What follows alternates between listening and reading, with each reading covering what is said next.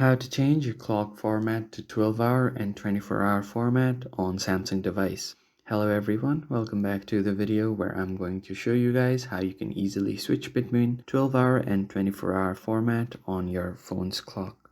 Let's get started.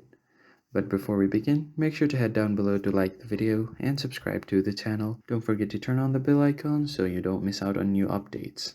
So the first thing that you want to do is head over to your phone settings.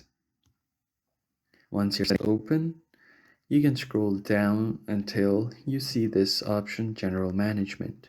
Just head over there and you will see an option for date and time. Just tap on it. Now, as you can see, I am using 12-hour format. So if I try to change my time here, it will show AM and PM. So if I change it, it will switch to AM and PM. So this is right now on 12-hour format. Now if I want to use 24-hour, I can just tap on it and it will change my clock to 24-hour format. If you notice, a 0 will be added right before 9 on top of my time right here on the top left corner. So by doing this, it will be switched to 24-hour format. Now if I try to change my time, there is no AM and PM option. There is only after 12, it will be 13, 14, and so on. So this is the 24-hour format. You can tap on done.